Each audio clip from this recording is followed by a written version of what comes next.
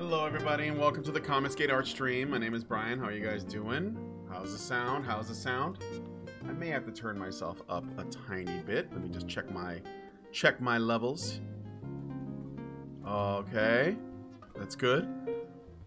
And let's bring this jazz music down a little bit. Just a little bit, just a touch. Just down to a whisper. Yeah, okay. So, how are you guys doing, my fam? How are you guys doing, my community, my fam? I'm doing well. All things considered. What you guys just heard before the show began was the Game of Thrones theme as covered by Dave Cause. It's called the Smooth version. It's a jazzed up version, obviously, of the Game of Thrones theme. Game of Thrones theme, by the way, my favorite thing about Game of Thrones. I actually don't like the show. I watched the first season. It was boring as fuck. I'm sorry to say. I know it went against my expectations. I had unrealistic expectations. I was hoping for a show that had fantasy, adventure, the hero's journey, and all of that. It was just politics and titties, and the thing is, I know titties are great, but I have the internet, so HBO cannot possibly compete with that. I don't know about you guys. So who here watches Game of Thrones? And let me ask you guys a question. How woke is it? That's what I want to know. Because that's one of the reasons why I lost interest as well, because I heard it gets pretty woke. And I'm kind of done with wokeness. Kind of done. So, oh, Aratami asked me about the Ice Princess. I thought I sent it to you already. I apologize if I haven't. So, you know what? Are we friends on... If we're friends on Discord, I can send it to you there. Or if you're following me on Twitter, just send me a message and I'll DM it to you. Just because I don't know everyone's Twitter handles and whatnot, so... Did Ethan reply? He did not. He was interested. He said he would come on. I don't do that stuff easily. But he said, I asked him about coming on, and he said, oh, sure, be happy to. That was on the 21st, so about 5 days ago. And then I said, hey, how does Monday sound? And then I said, and he didn't say anything. That was on the 21st. And then on the 25th, which was yesterday, I said, hey, I hope you're well. I just wanted to follow up with you to see if you're still willing to come on our show this afternoon. And he said, hey, when? And I said, oh, hey, I was thinking about 4 p.m. Eastern. And I assumed that he would get back to me quickly, but he didn't get back to me quickly enough. He didn't get back to me at all. It's been silent ever since. So I basically just sent him a message saying, well, we could try for next week. You know, I'd like to talk to him, but I can't make people make the effort. So never got past the first episode myself. You has internet and a good woman by your side. Thank you, Design Plays. I'm assuming you're talking about me. Okay, so I just feel like sketching different stuff. I'm gonna go back to that Giovanna picture, but I'm just kind of having fun right now, so this is just what I feel like drawing. So I'm just letting you all know what's happening here.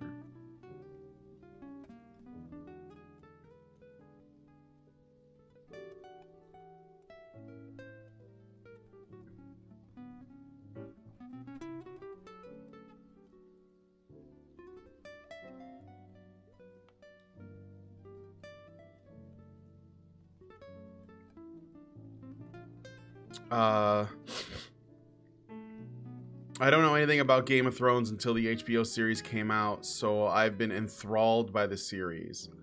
So you have been watching it. You have been watching it, is what you're saying.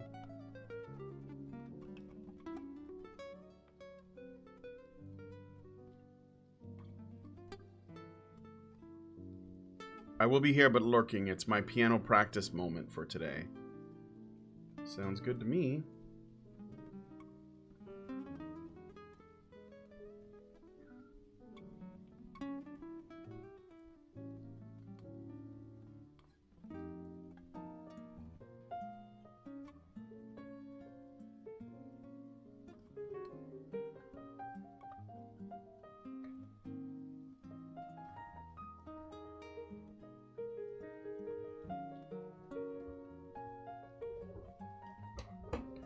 I'm only in the massive HBR Discord. Okay. Well, I'll get it to you after the stream is over. Sorry about that. I thought I sent it to you already. Speaking of which, that I will be doing another one of these request streams this Thursday. So that's the day after tomorrow. And so yeah, be sure to figure out what you want and, you know, send me some money come that day. You know, hire me for some work. Let me be your employee. Let me work for you.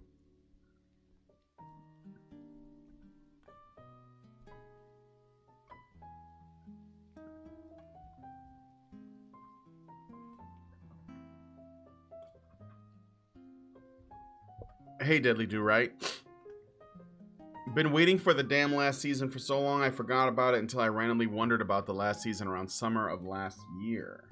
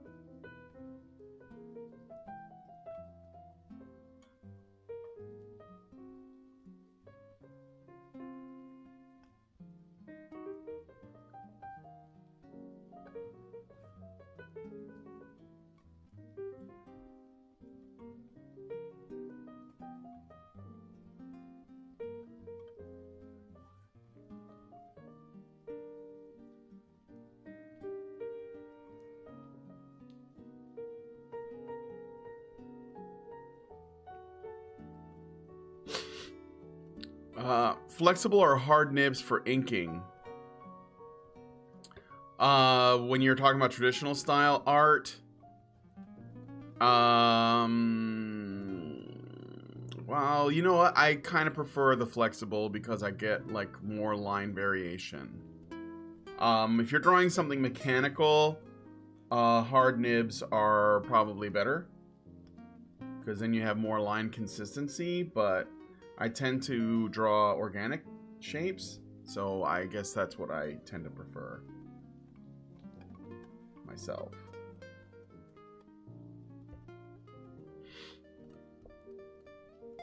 Not enough, not enough, not enough.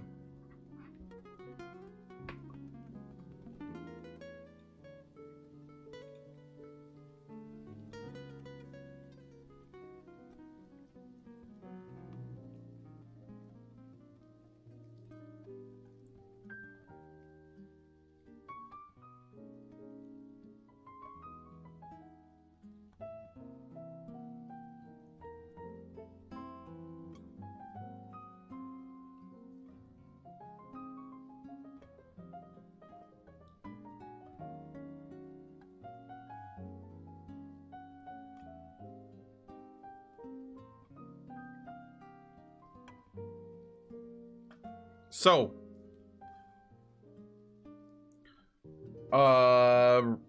you guys heard about Into the Spiderverse?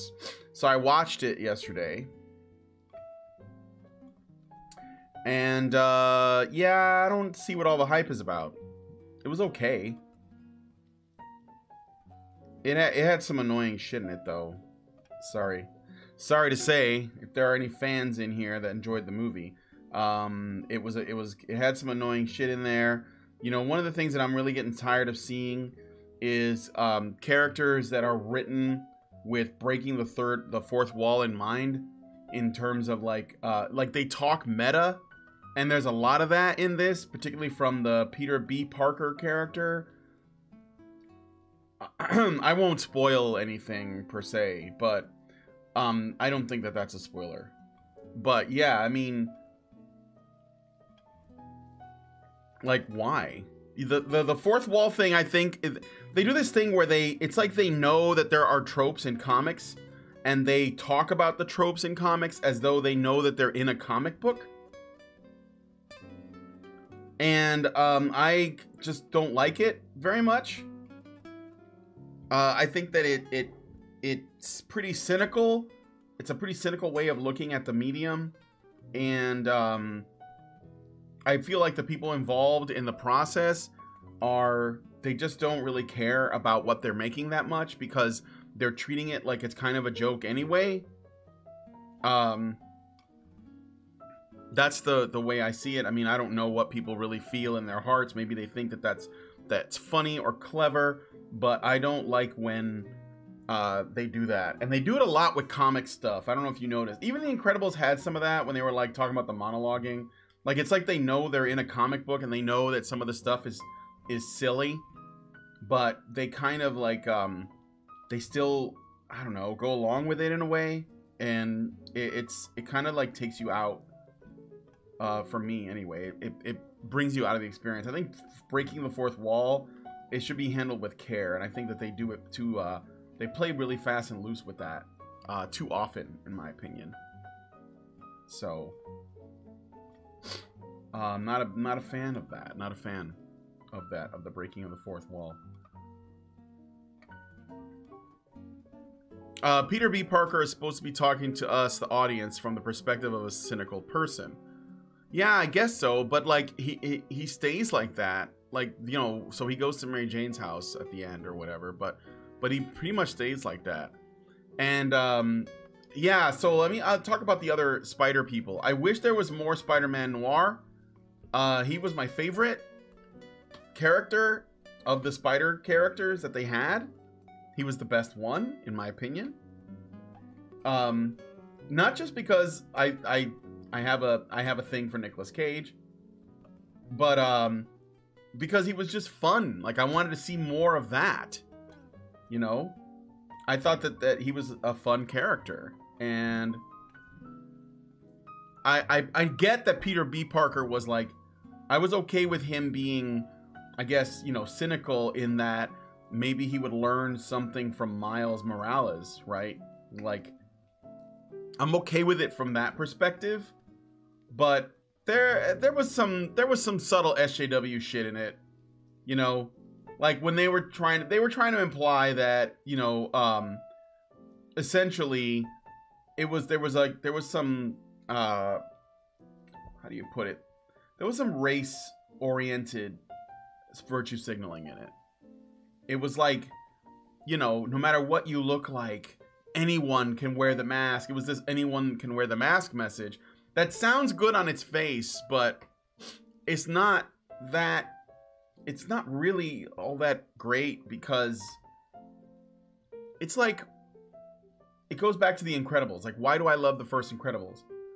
There's an acknowledgement that some people are exceptional, and that exceptional nature of people is the reason why, you know, they get the call, right? It's like with great power comes great responsibility, right? That kind of I think that conflicts with the anyone can wear the mask thing. Because if anyone can wear the mask, then you're not actually calling out to somebody to essentially like tap into their great responsibility, great power message, because not everyone is going to be in a position of having great power. If everyone is in that position, then there's no need for the responsibility, because everybody can do it. So it sort of runs counter, in my opinion, to that narrative, to that idea, to that notion of with great power comes great responsibility.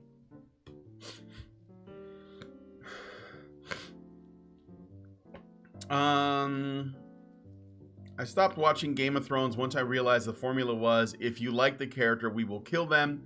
If you hate the character, we will make them thrive and become king or queen. Cage was in Spiderverse. Yeah, he was the voice of Spider-Man Noir, but that was like the best character. And the thing is, Spider-Man Noir wasn't a big player in it. Mostly it revolved around Miles and Peter B. Parker Spider-Man, and then like after that it was like Gwen, Spider-Gwen, and then the other ones were just tacked on, like Spider-Ham, Spider-Man Noir, that Spider-Robot character, and yeah, they were just sort of tacked on, and so they didn't really have a big role. They were there for fun. They were basically just there for visual fun, literally. You know, the Spider-Girl thing was like doing all the anime tropes. The Spider-Man Noir was making fun of old-timey sort of pulp, you know, comics, and Spider-Ham was making fun of cartoons. Everybody else was more serious. And of course, this is the thing that really bugged the shit out of me. Gwen was just like, she was just the shit. Like, she was just the shit. Like, that, plain and simple. What I mean is, you know, Miles Morales was learning to be Spider-Man. So he was like the struggling kid that's trying to learn. Okay. Peter B. Parker was a has-been Spider-Man that was like, you know, overweight and everything's gone wrong. And so he's like, he's kind of a shit Spider-Man for some reason, even though he's the most experienced. But Gwen, she was fine. She was good. Nothing wrong there. You know, she's doing okay. She's doing okay.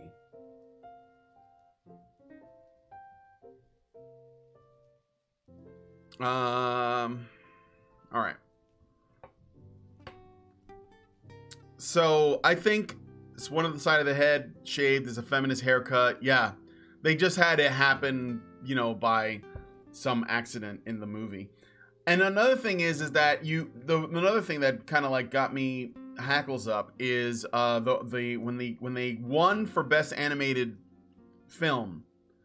Do I think it deserved to win? Well, you know, considering the competition wasn't very stiff, I guess it makes sense that it would win. Like, it doesn't really bug me. But what bugged me was the speech when the guy said, you know, they've proven that essentially representation matters because they were able to put a person of color that you know, and characters that don't speak English, or at least don't make English their first language, you know, make them important figures for the film. And I'm like, what does that have to do with anything? But of course it has to do with something, because those assholes think that because they put Miles Morales in a movie, that they've proven that Spider-Man shouldn't be white. And you laugh at me, maybe, but I'm telling you that they're going to push the Miles Morales character in, and they're going to take Peter Parker out. I can tell you that. I can tell you that that's going to happen. And that's only unless they just put in Spider-Gwen and they just cut out the fucking middleman. So, did I just get a sub? I don't know. I missed this. I missed the source of the sound there.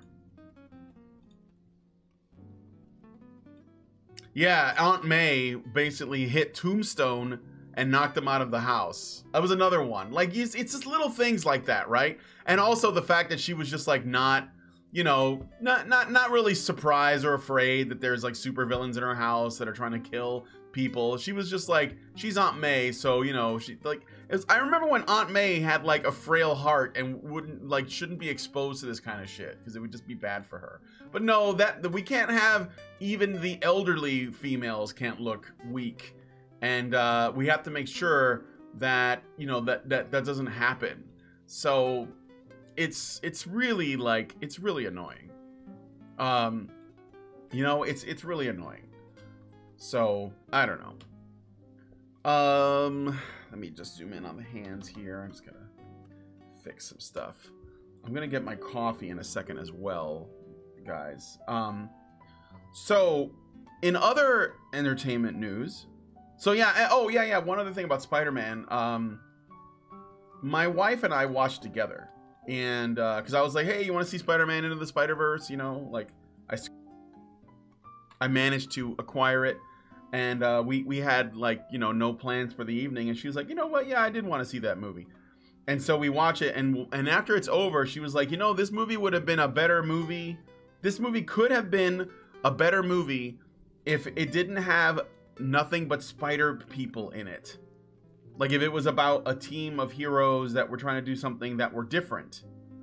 And I was like, yeah, that's my problem with this shit at its core. is that it's just derivative and lazy. Even though some of the stuff they do is kind of interesting and fun in terms of like ways to interpret Spider-Man, but like really, there's nothing creative happening there, you know. And this is the thing too. Like Brian Michael Bendis gets like shout outs in the movie and these little like Easter eggs because he's the guy who came up with Miles Morales. Like, who gives a shit? You basically you took a character that already existed and you were like, I'm a genius writer. Here's what I'm gonna do to just like make my mark in all of comic book history. I'm gonna take this famous character and I'm gonna make him black. Better yet, I'm gonna make him half black and half Hispanic. That's it. I'm a genius. I'm Brian Michael Bendis. I'm the shit. I just did the unthinkable. It's so boring. It's like, who cares, dude? This could have been anything else. Anything. You know? When Stan Lee was trying to come up with ideas, you know what he would do? He'd be like, okay, so I need to come up with something. How about, what would, you know, and Jack Kirby would help him, right? He'd be like, okay, so what would an angel look like? Not like, so we need a black woman. I mean, like, yeah, I'm sure they did when it came to Black Panther. They were like, okay, so we're going to make a black superhero. But they were like thinking what is the best way to do it? Like, how do we present it? And they came up with an entire world. They built a setting for this character, right? They didn't just say, well, we did a black character, so our work here is done. Like, they had to tell a good story. They had to make good adventures. You know? But instead, they had to be fucking lazy about it. And I'm not a big fan of... I know that Miles is not... Like, people, you know, are always saying Miles Morales isn't that bad. It's not like, you know... America Chavez or something like that, you know. And there was even like they even wrote stuff like where people were, you know, praising the fact that there was a black superhero in the comics, and Miles is like, why is that important? I get that, but it doesn't change the fact that Miles is kind of, he's derivative and lazy. That there's literally nothing there. He's got all of Spider-Man's powers and more. They basically give him everything Spider-Man can do. Oh, and also he can turn invisible and he shoots electricity for some reason. Well, if he does that, like that, again, is that even, there's nothing creative there. They just tacked on more powers. They may as well have made him, like, be able to fly. Which would have, like, nulled out the whole point of spider webs, but you see what I'm saying? It's like, it's boring, dude.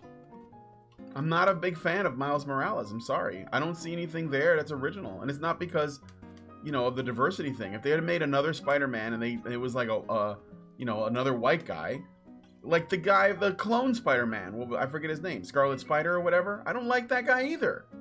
It's derivative and lazy. Spider-Man 2099 is okay because that's like a different world, like in the future, and he's not quite the same. But even then, I'd say, you know, it's a little bit derivative, right? Like the 2099 stuff wasn't that interesting. I didn't read it, and I don't know anyone who read it. So, you know,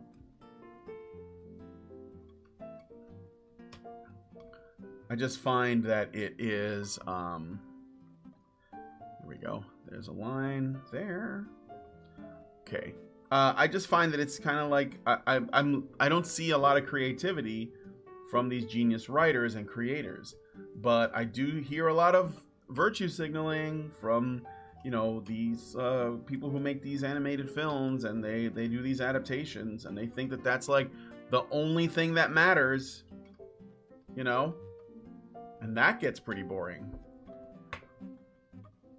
Okay, so, well, phone died, I'm back. I missed some messages from you guys. I don't think you're accurate there. Okay, Ike of Pike. Miles has a notably different power set than Peter. He has some good adventures. He is weaker than Peter and has a weaker spider sense. So but he still has a spider sense and he still has spider strength. And he's still called Spider-Man. right? So my issue is that it's derivative. There might be some differences, and they may even be a you know, somewhat substantial. But the point is, he could have been called anything else. He could have been anything else concept-wise. Yeah, and then he can still, like, yeah, turn invisible, and he still has electric blasts. And I mean, I'm going by the movie, so maybe they didn't represent the comic book version very well. It's possible, but you know, the way I see it, it seems to me that nonetheless it's lazy and derivative. Like, and I mean, the thing is too, and I said this before, DC Comics is really guilty of this. They do it a lot. I mean, they do it to death. They did it with the Captain Marvel. I mean, Shazam, Captain Marvel. They did it with Superman. They did it with Wonder Woman. They did it with Batman. They did it with the Green Lantern Corps. They did it with all manner of characters where there is like multiple iterations. Now with the Green Lantern Corps, they explain it in a way that it's not that bad, but it's still kind of, you know, it's still, yeah, it's okay. Like it doesn't, it's not a deal breaker. It's sort of like the Nova Corps in Marvel, right? But you still want like one character you identify as Nova. Just that you want one guy, you know, you tend to want to identify with one guy as the Green Lantern. But mostly the issue is with, you know, they come up with new characters and they have any number of ways they could deal with storytelling, character design, character concept, and so on. But what they do instead is they just say, well, we're just going to call this person Captain Marvel Jr. And we're going to call this girl over here Mary Marvel. And they're going to have the same costumes, just like slightly tuned to their gender or whatever. But they're going to basically do the same stuff or similar stuff. And they're going to look the same and they're going to have the same name or a similar name. And Marvel started going down that road with Spider-Man. They did it with the Hulk. And they did it with, what was the other character I'm thinking of that they started doing this stuff with? I know they did it with Spider-Man and the Hulk. They kind of did a little bit with Iron Man. And they also did it with Wolverine to an extent too. Because he had like a son and X-23. And I know that those characters aren't the same. But conceptually they're the same. Like when it was only Wolverine that looked like that and did that, that made him really stand out. But when they added more variations on the same thing, he lost his uniqueness, right? Multicolor lanterns. Yeah, see that's it right there. Somebody, and that's, people are, you know, they act like that's like a huge deal, like a game-changing idea. And it's like somebody walked in the room and they basically were like, we're going to make more lanterns of different colors and they're going to be tied to different emotions or whatever, you know. And they were like, great, we're running with that. I mean, that's not really, it's not like a game-breaking original idea, you know. All right, I'm going to get my coffee. I'll be right back.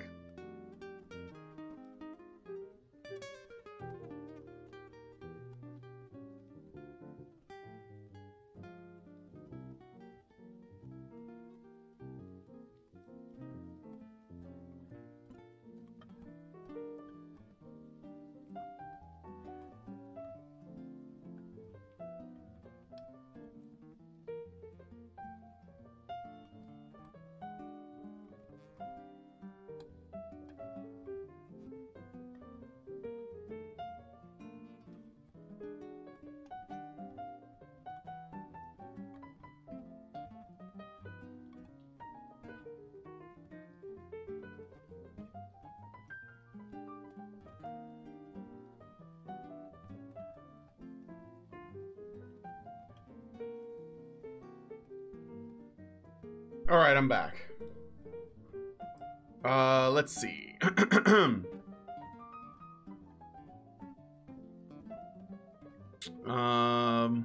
looking to see what you guys are saying. Rainbow emotion lanterns. All right, so in other news, Rotten Tomatoes. Oh, Dudley Do Right says, have you heard Facebook and Instagram just banned Tommy Robinson? Yeah, to stop him from spreading panodrama. And have you seen it? Have you? No, I haven't seen Panodrama. Shaman King says, so it's like creators hoping to make Goose lay the golden egg again or making lightning strike twice. Yeah, but it's not even that, because what they don't realize is, and this is what like Hollywood in general is guilty of this. Before there was a Spider-Man, there was no idea like Spider-Man. So when Stan Lee and Jack Kirby came up with Spider-Man, they were taking a risk, but they managed to, like you said, catch lightning in a bottle with a really great idea. But they had to take the risk with a new idea. So it wasn't like the phenomenon that was known as Spider-Man was meant to be, because they didn't know it when they did it, how popular it was going to become. Same thing with the Fantastic Four and the Hulk, and hell, even Superman and Captain Marvel. Shazam, Captain Marvel, that is. Okay. All right, so I got to get in here. I'm going to get in here and draw this face. My niggas. Face.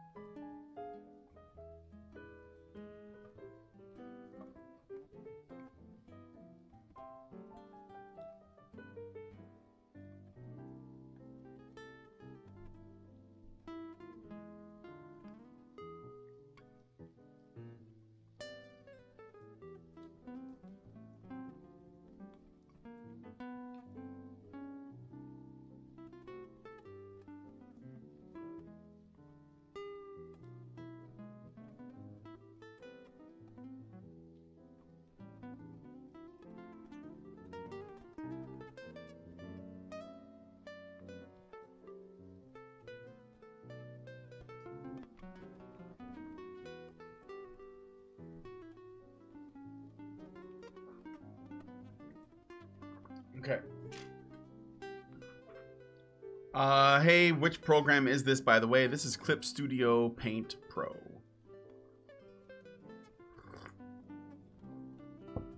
Yeah, creators are too afraid to take risks. Think about, like, all of the biggest pop culture icons.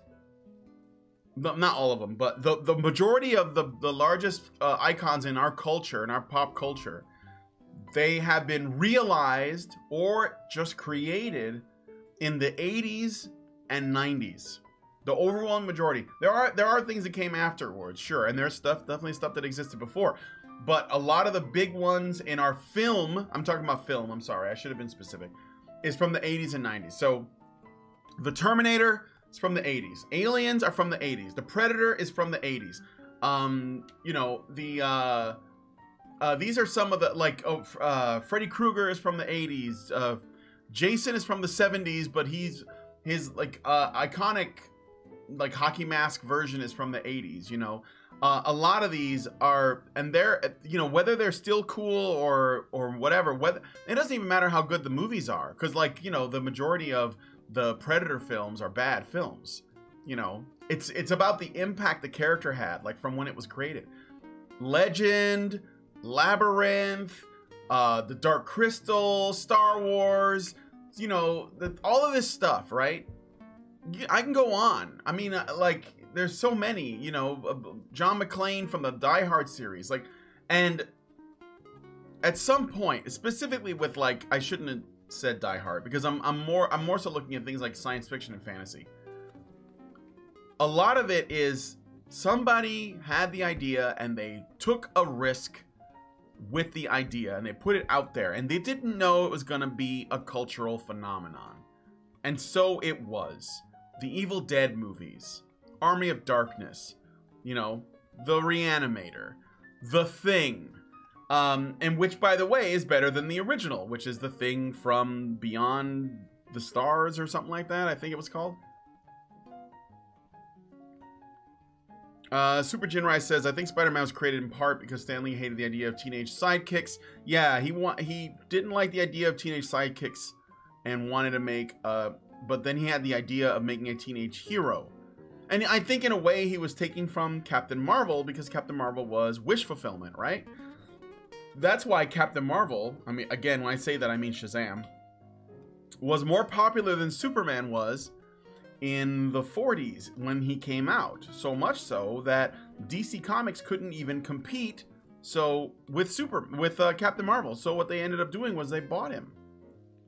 They just bought the property. All right.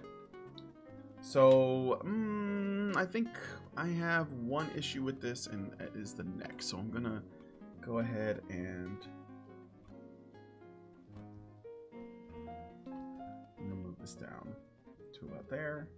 I think that's good.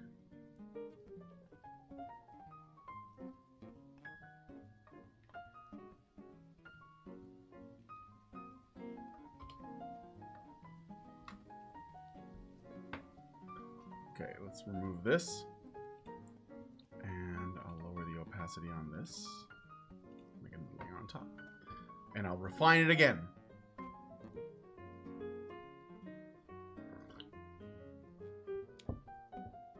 Again, Ditko made The Fly, yeah, the character The Fly, 10 years before, and it was pretty much everything Spider-Man was, plus Captain Marvel's kids becoming an adult. Yeah. I think it's a bit. I don't know that Stan Lee was stealing that from Ditko, or they were just kind of like, let's try that again, but we're gonna do this another way.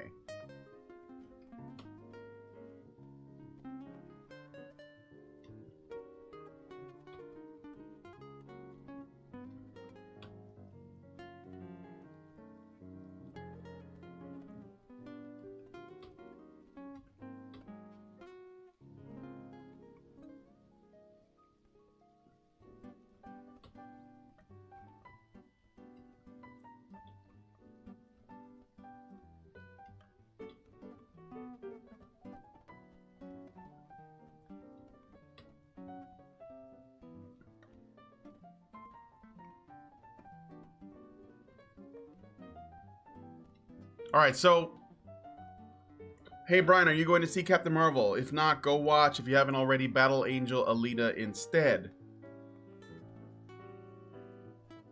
Yeah, I don't know about. I mean, if I decide to, I could just go see them both. But I haven't had a chance to go to a theater in a while. So I wanted to talk briefly about Rotten Tomatoes. So my friend told me about this last night, and I tweeted about it when I confirmed, because I couldn't believe that Rotten Tomatoes would go that far. And that, I thought that shit is just, it's just gold, man. It's just gold. Only, you know what? I'm doing this wrong. It should be like this.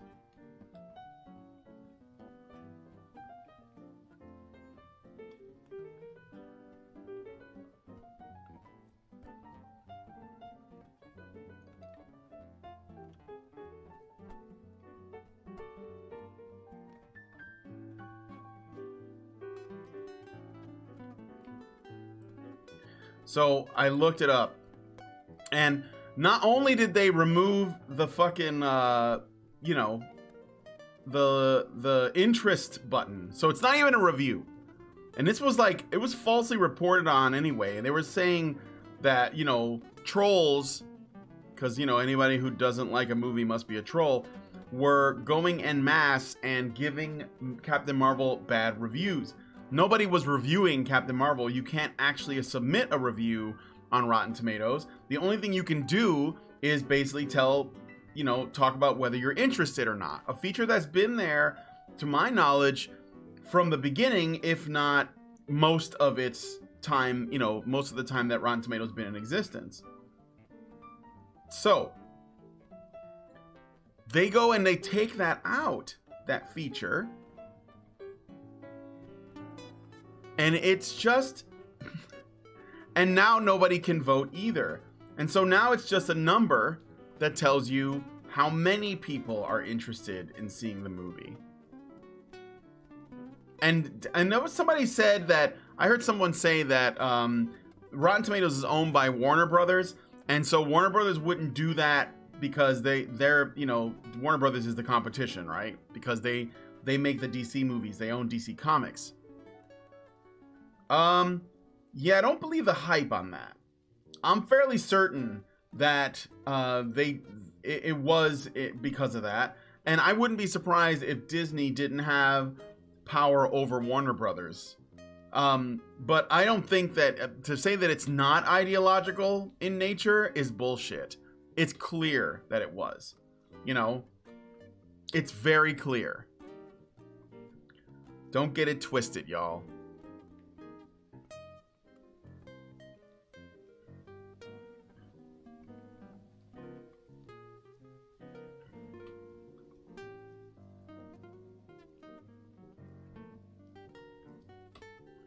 That's what I think, anyway. And somebody, what time is it? 12:50. Okay. All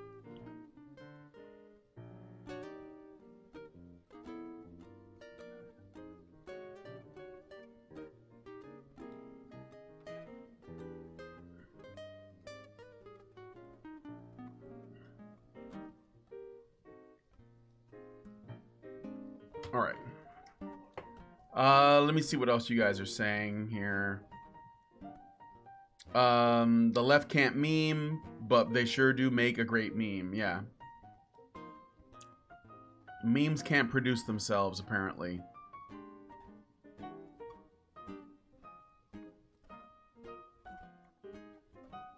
Let's see.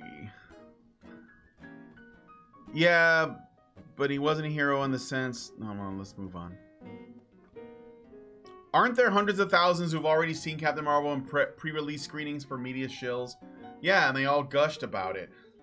Mr. 0303 says, did you see Shazam actor cucking for Captain Marvel? Yeah, Zachary Levi came out and basically said, please don't set or put Shazam against Captain Marvel.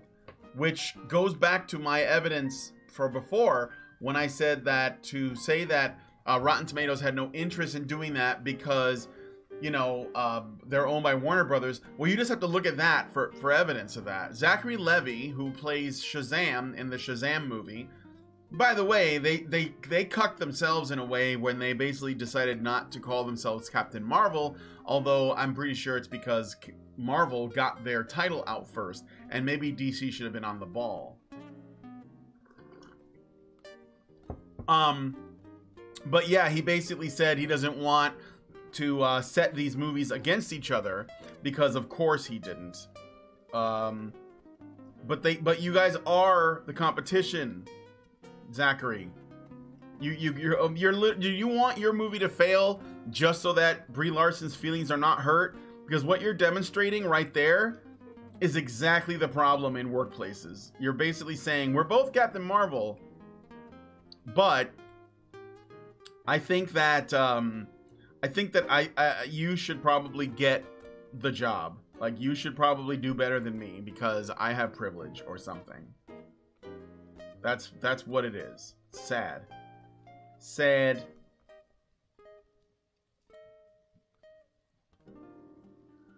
All right. I honestly don't know what I'm drawing right now. Zachary Levy is a good dude. I don't fault him. Then again, full disclosure, I'm biased in this case.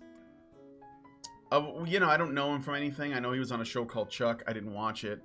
But what I do know is, I mean, again, you know, par for the course, right? A guy, he white knights for a woman, and he has no reason to, but he does anyway. So, you know, it's like, of course you did that.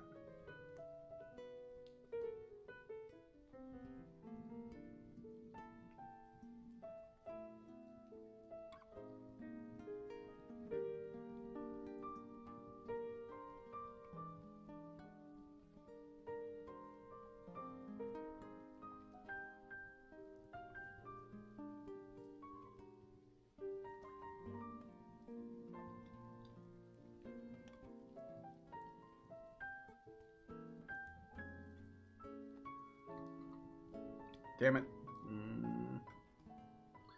I'm almost out of time already.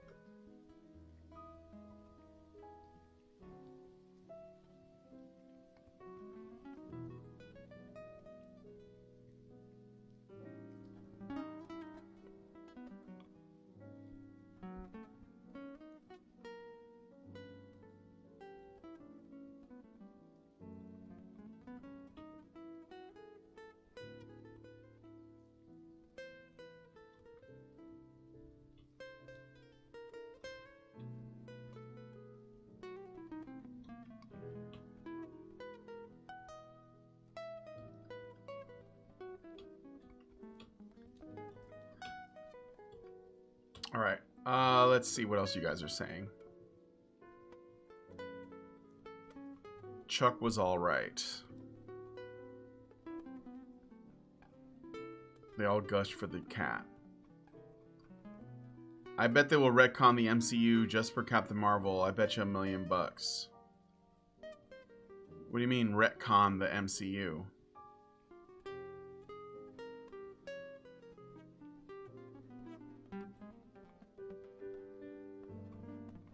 Okay, so the one other thing I want to share before we get out of here, because we're kind of like wrapping up now, was I shared this on a Gamergate Facebook page that I share things on, and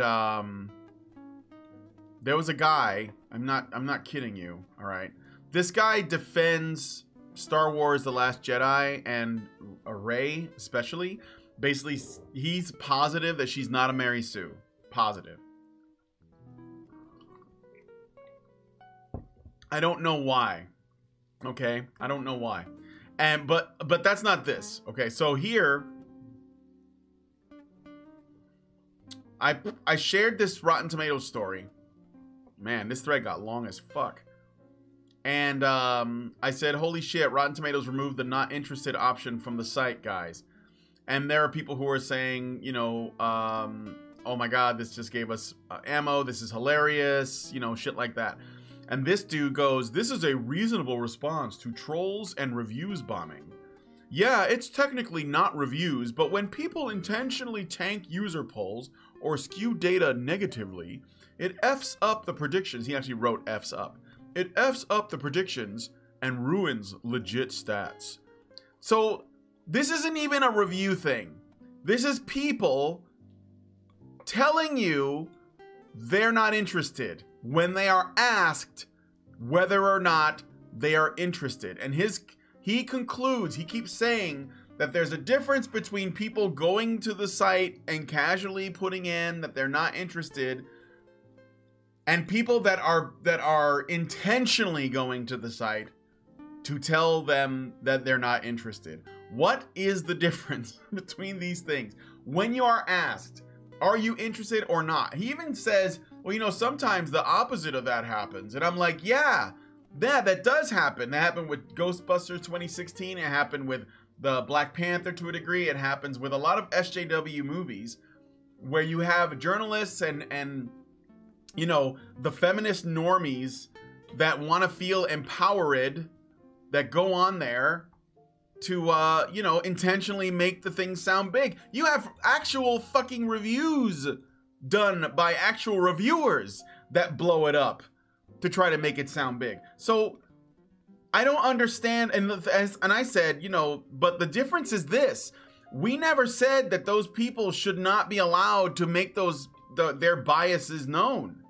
We never said that that should be removed. Right? It's not, it's like, how come it's a reasonable response now? That's the bigger question. It was okay before. It was okay when, you know, it was, you know, when it was like people, shitting on, I don't know, like when they were promoting the movies that they wanted or shitting on the ones they didn't. Like, you know, it's possible that this will happen when Ghostbusters 2020 comes out, where a bunch of the feminists that wanted Ghostbusters 2016 to be good, but are mad that it's not, will go after Ghostbusters 2020. Even though that's probably going to have some social justice shit in it. And I'm telling you, it probably will. Right? But it's weird that anyone, I mean, this guy is a concerned troll, I swear. It's crazy that anybody would be like, oh yeah, I think that's a reasonable thing to do. Something that you've never done before, only after this movie comes out. When this has clearly been a thing that you know, has gone on in the past, but now it's okay.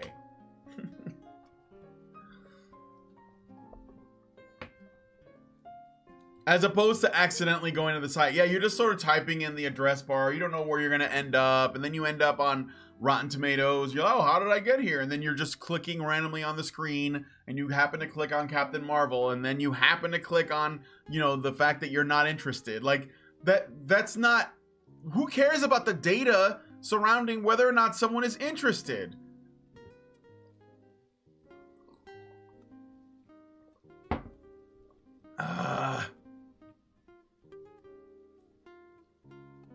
Anyway. Yeah, Ray is a Mary Sue. Debate over. I mean, what else? You know, even Allison doesn't think that Ray's a Mary Sue either, because she thinks that Ray is more like a Cypher, which is, I guess, a character that just has... that just does what needs to be done when it needs to be done. I think that that's splitting hairs. I think to say that she's a Mary Sue is more than fair, because she doesn't need anyone else, and that she doesn't have any arc. She doesn't have any growth, you know? Luke Skywalker had a growth. He had an arc. He had a change from point A to point B. Rey doesn't change. She hasn't changed yet. Basically, what's happening with Rey is, as the movies go on, we're just finding out how much better she is. It's like, excuse me, it's just unlocking more powers. That's basically what this is. You know, that's not an arc. That's not growth. I'm gonna move this foot and then add an ankle, and then like make the leg a little bit longer. Ah! Put it like right there, I think. That's good.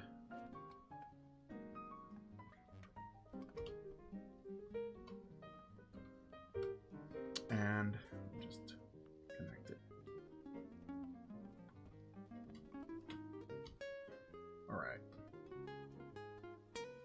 Now I just need to... I have to figure out who this is going to be. So Rey is Deus Ex Machina. Okay, Mary Sue. Yeah. No, Rey is Deus Ex Vegana.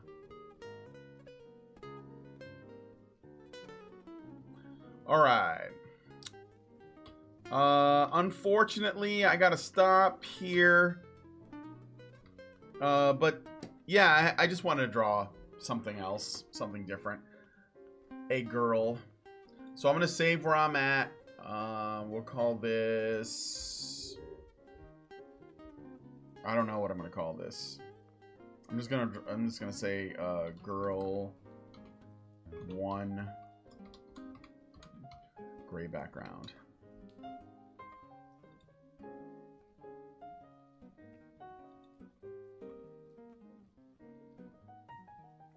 Make her MJ from Spiderverse. No. No. I don't want to draw anybody from the Spiderverse.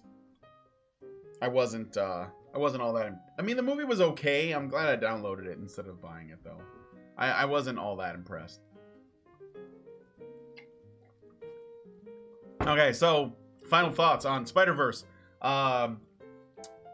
They made Peter Parker a frumptacular, cynical, kind of a dick guy that was trying to be the hero, and I guess Miles didn't want him to be. They made Miles was okay, but he kind of like everything kind of happened around him for the most part. I didn't really care about him very much, despite the fact that I know the movie wanted me to. I just couldn't bring myself to do it. Gwen was the worst offender. She was really annoying, cynical, again, a smartass, and she was doing that whole keep up boys thing that I always say about these, that's how you know you have a Mary Sue on your hands, like, that's being written by, like, a Joss Whedon fan or Joss Whedon himself, is when they're like, keep up boys, or try to keep up boys as they go, and they're just better than you are, doing something somewhere else. Spider-Man Noir was the best character in the movie, in my opinion, flat out. Kingpin was overdone. I know they made him a little bit too big, and it just looks a little bit awkward. Plus, I don't like the fact that they made him sound like a thug, a level 1 thug, when we know that Kingpin should be a level 99 boss. That's just how Mafia works. Thoughts on Rotten Tomatoes? It's funny, and it exposes them. You can do whatever you want with your website. I don't care, but it doesn't look good, bro. Plus, you're supposed to be an aggregate site that all you do is you put everybody's reviews together and you let people make up their own mind. And when you do that, you're intentionally trying to actually skew people's perspectives. That's what's really happening. You're really trying to skew it. So don't give me this when you vote you're not interested in a movie that you're actually not interested in. You're trying to skew the results, because that's ridiculous logic. So there was that. Zachary Levi, you have no reason to white knight for Captain Marvel. Brie Larson is a strong, independent woman, and she can vouch for herself. She can defend herself. If her movie fails, it's because she did that. I don't think it will. I think it's going to do just fine. It's probably just not going to be like the #1 Marvel movie ever in terms of grossing. It's probably going to make a profit, especially overseas, because the Chinese don't give a fuck. So stop whining. It's fine. All right. With that said, I'm going to go ahead and get out of here. I got to take the dog for a W. Got to take the dog for a walk. And I got to get ready for tonight's news show. So we'll talk to you guys later. Yeah, this definitely will not... I could make this a picture of Captain Marvel, I guess. If she had an ass. Lastly, you know who I think would have made a great Captain Marvel? Natalie Dormer, I think would have been a good Captain Marvel. Just saying. Okay, so with that said, I'm going to go ahead and get out of here. Thanks, guys, for coming on the Comicsgate art stream. Please give me a like. Also, subscribe to the channel if you're not already. And hit the bell for notifications so you know when I go live. I try to do one of these every day at noon, except for the weekends, where I try to spend time with my wife. And also... this coming Thursday, I'm going to be doing a art stream, so I'll be taking requests, an art stream where I will be taking requests, so a request stream. Send me a few bucks, tell me what you'd like, and I will try to draw it. The more money you give, the more time I will spend on the drawing. All right, with that said, I'll talk to you guys later. Thanks again for coming on the stream, and have a great afternoon.